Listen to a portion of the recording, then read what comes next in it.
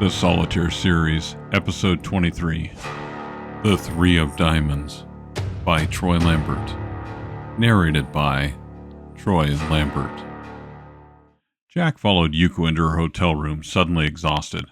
His right shoulder ached, and even his face hurt. He'd been awake for a long time, and the ruined right side of his body meant he needed more rest than the average person.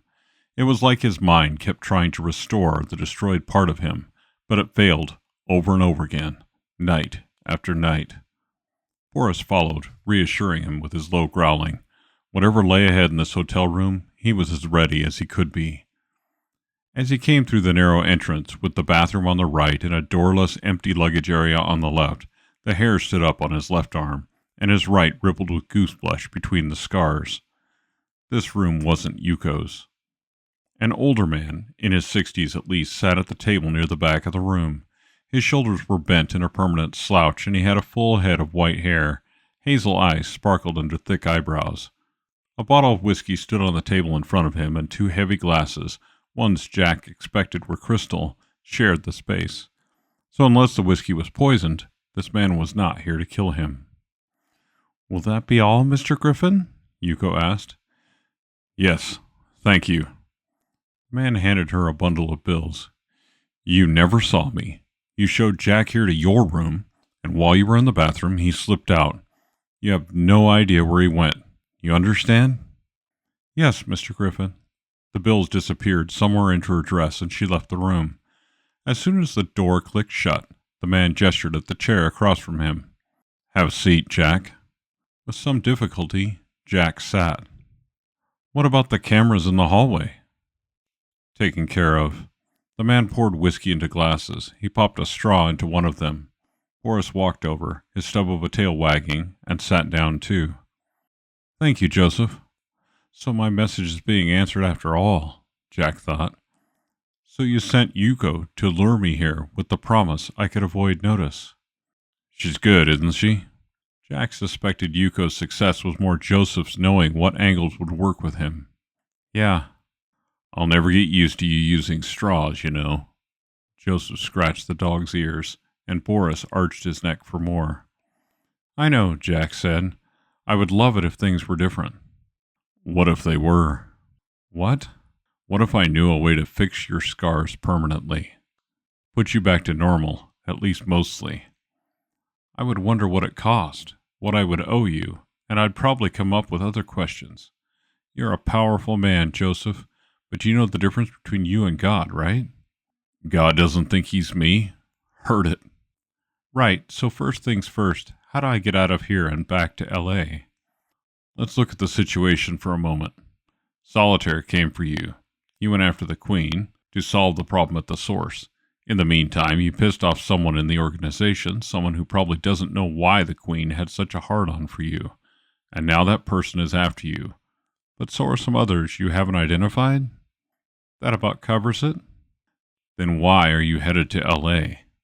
You think you'll be safer there?" "Won't I?" Jack wondered what this angle was. Who was this surgeon Joseph told him about all of a sudden? Why hadn't he offered this service sooner? "You called on me for an out due to the independent nature of my business." "Joseph, you know that.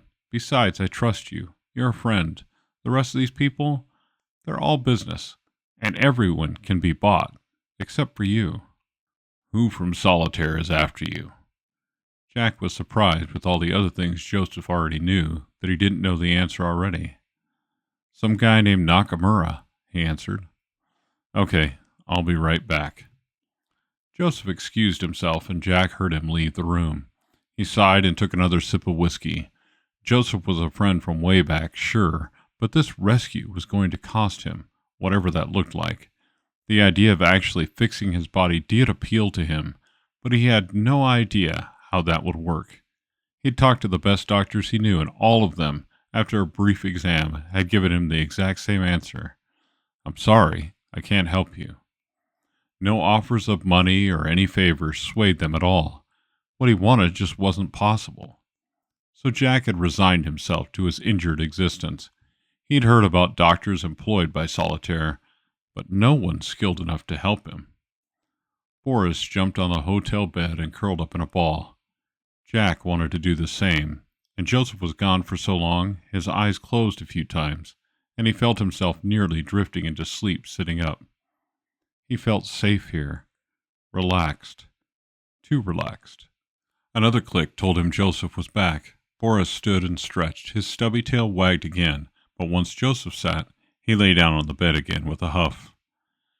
Taken care of. Now, where were we? Oh, yes. Tell me about your other suspicions. Wait, taken care of just like that? The independent nature of my business lets me connect with everyone. I have something Solitaire wants.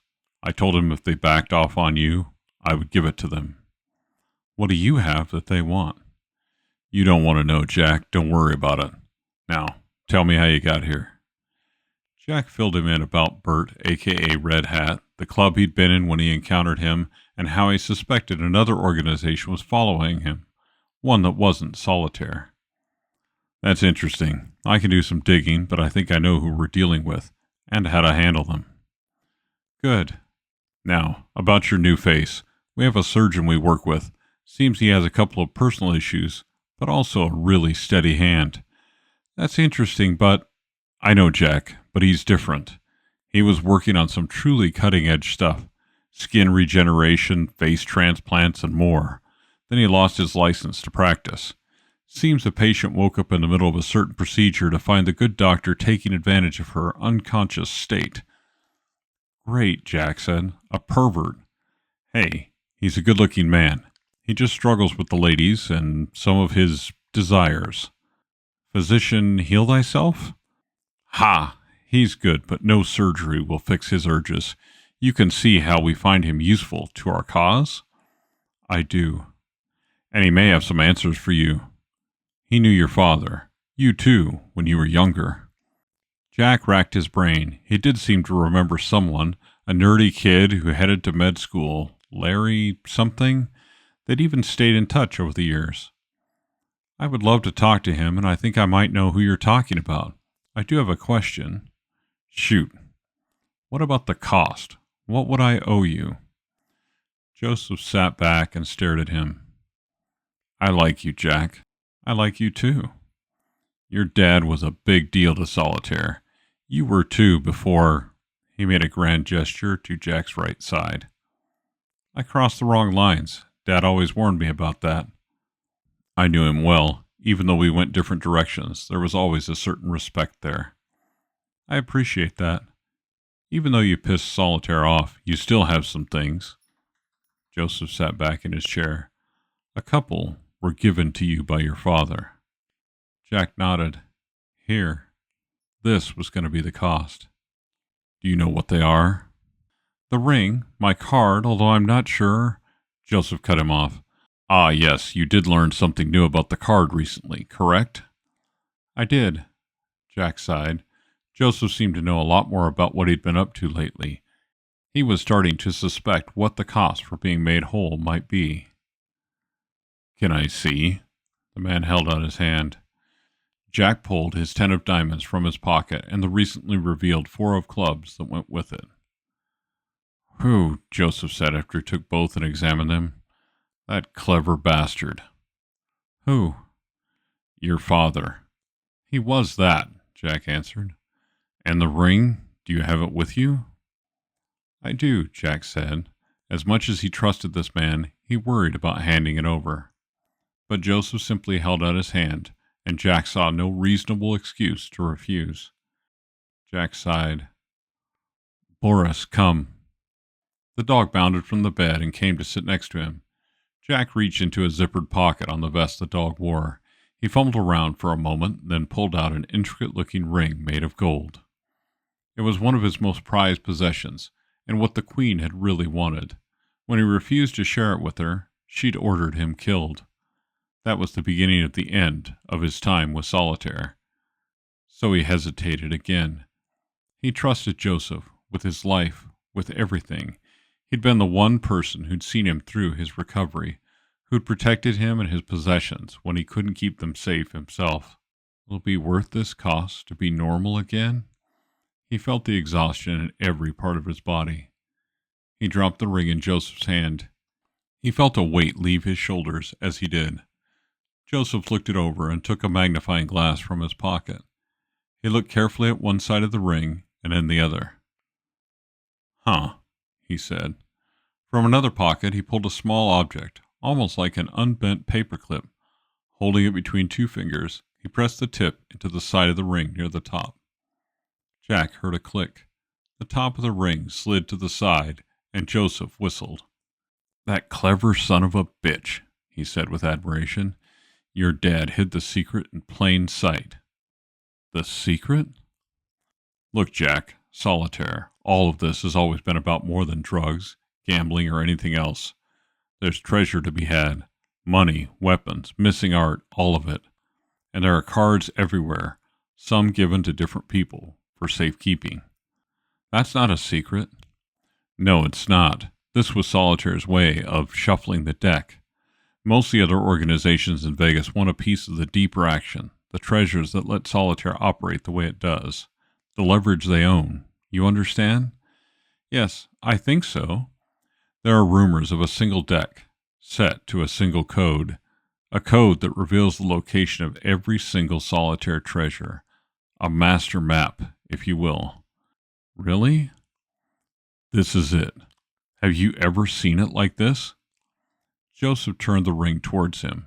A small panel stood on end, the top of the ring as he knew it.